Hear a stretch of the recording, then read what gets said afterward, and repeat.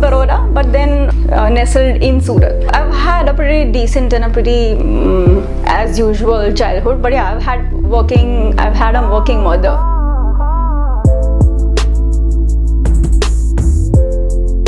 My father is the most ideologically advanced creature I've known on earth. So he's given me some fantastic ideals, some fantastic values, and the importance of individuality, I guess, that has come in me is because of him.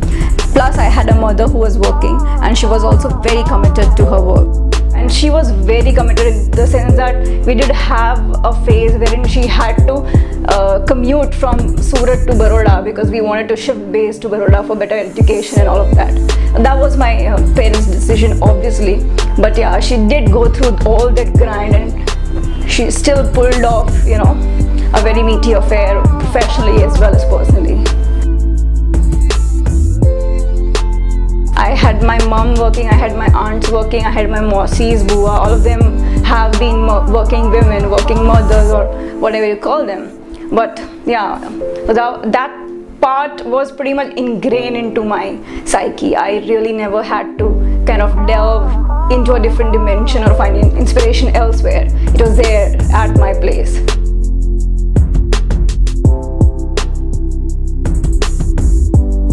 Yeah, this milestone of my life was part destiny and part intrinsic desire to express myself. Because as a child, I was really I kept to myself. I was in my own zone, shy, or call it an introvert or whatever. So I would keep talking to myself up to a lot of extent because I was also the only child till 7 years.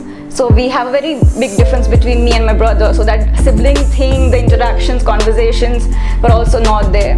So yeah, so I guess I always wanted to express myself, but not express myself on stage or whatever. I really preferred writing. That was a very, an innate calling, which I hadn't identified at stage 1. In fact, after graduation, I did my diploma in interior designing and worked with an architect for 2 years. So yeah, that was my profession 1, but then I wanted to do this. I had this advertising kida embedded in myself, so yeah, that did affect me. First and foremost was to smile good, because smile helps a lot of, smile solves a lot of problems. Just even if you are not in a good mood and you have a client on your face, just fake a smile. Or if you have a colleague on your face, try and smile good. That really helps. And another was to also lead the team along with them. Because otherwise, if they are not into the project, if they don't hold equal right towards the project, they're also not going to be responsible enough. So yeah, you have to kind of be with the team in order to lead them. Only commanding doesn't work. We live in democracy, and we don't want to be dictators anymore. One of our occupational hazards is that the perception that we've created for ourselves is very hazardous. It's very glorified.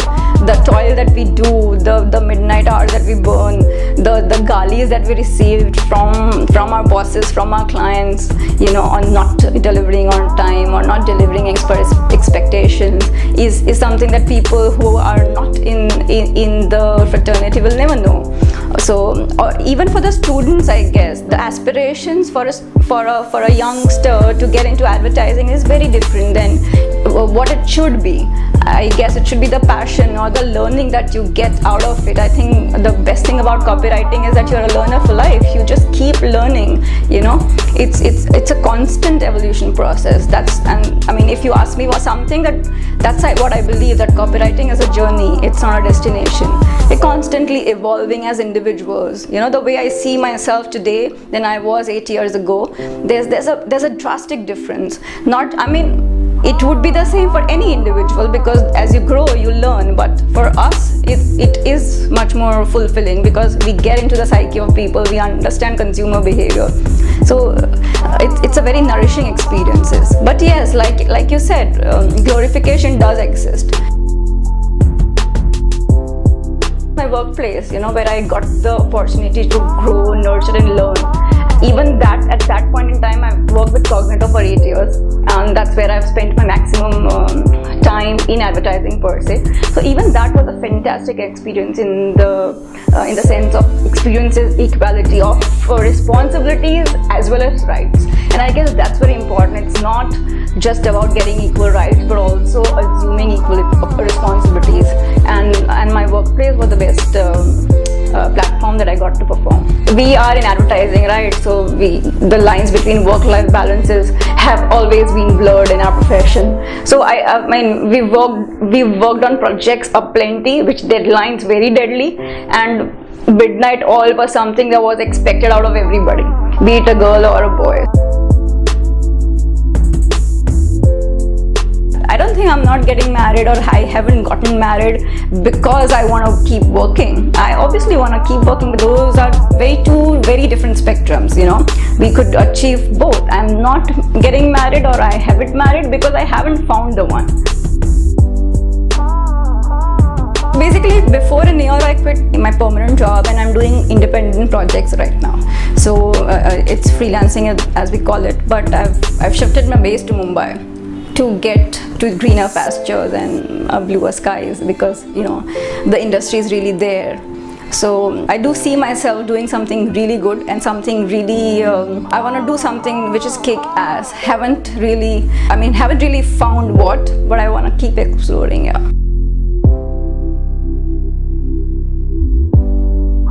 I've done plenty of corporate films. I've seen so many films which I've not been a part of, and all of the VOs have been done by men. Why? Because there is an underlying notion and a statistical evidence that more men work in corporates.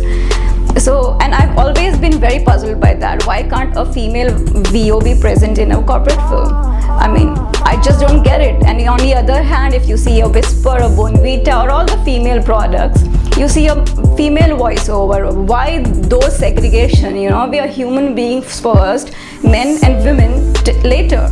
So I don't understand those thresholds.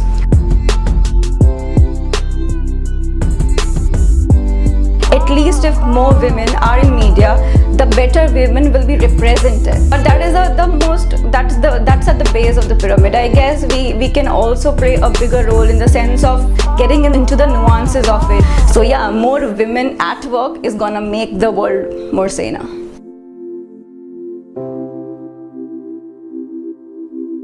We should stop sympathizing ourselves. It's high time we stop being bicharis, you know. It's criminal to be a bichari. Either acting like that or getting projected like that. We should refuse this title by any which way, because like I said, empowerment begins with us. If we don't take charge of our own lives, nobody's gonna come and do that for us.